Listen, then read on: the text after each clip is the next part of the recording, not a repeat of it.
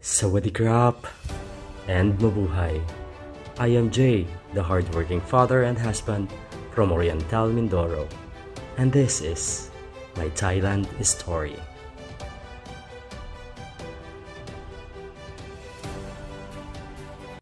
Mabuhay!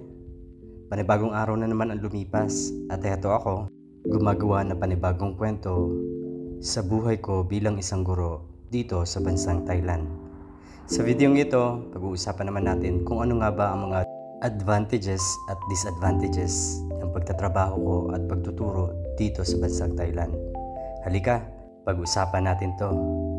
Umalis ako ng Pilipinas noon na 2 taon pa lang ang aking anak at ito ang isa sa pinakamahirap na hamon na hinarap ko sa buong buhay ko, ang mapalayo sa mga taong mahal ko. Sa loob ng halos 4 na taong pagtatrabaho ko dito sa Thailand, marami na rin kaarawan ng anak ko ang lumipas na hindi ako niya kasama.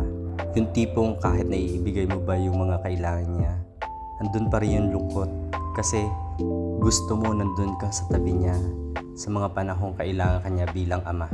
Namimiss mo rin yung mga panahon na may mga events sa school na gustong-gusto mo na ikaw yun nandun para makasama siya at masuportahan mo siya sa lahat ng kanyang gagawin. Minsan nga sinabi niya sa akin, bakit daw hindi ako umuwi? Kasi lahat daw ng mga kaklase niya, meron daw mga tatay na sumusundo.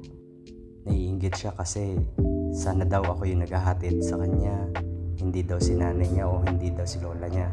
Pero habang tumatagal naman, since napapaliwanag naman namin sa kanya kung bakit ako nandito, naiintindihan naman niya. Kahit malungkot, basta nakikita ko naman siyang masaya, okay na rin. Kaysa naman pare-parehas kaming nga, di ba? Pero iba pa rin talaga yung tipong nandun ka sa lahat ng panahon na kailangan ka niya, sa lahat ng tagumpay niya sa buhay, nakakasama mo siya. Pero kahit gaano pa man kalungkot ang buhay namin, kahit magkakalayuman kami, marami pa rin naman nangyari sa buhay ko. At isa ito sa masasabi kong malaking advantage ng pagtatrabaho ko dito sa bansang Thailand. Magkaroon kami ng sarili naming tahanan na masasabi kong amin. Naalala ko lang nung bago ako umalis, katatapos lang ng bagyo nun, wala kaming bubong. So habang nasa van ako, umiiyak ako. Kasi habang papalayo yung van, natatanaw ko yung bahay namin na walang bubong. Iniisip ko, paano na yung pamilya ko? Okay kaya sa Thailand? Kakaroon kaya ako ng magandang buhay dito? Yun yung mga tanong na pumasok sa isip ko noon nung papunta na ako dito sa bansang Thailand. At sa wakas, sa loob halos ng 2 taon, eto nakapagpatayo naman ako kahit papaano, hindi man kagandahan, pero masasabi kong sarili ko naman.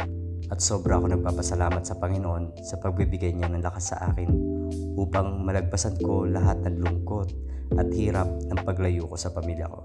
Kasi aminin man natin o hindi, sa Pilipinas, mahirap makipagsapalaran, lalo-lalo pa kung ang kalaban mo ay palakasan. O siya, paano? Hindi ko na masyado pakahabaan, baka kasi maiyak na ako dito. Maraming salamat sa inyong pananood. Hanggang sa muli, mabuhay!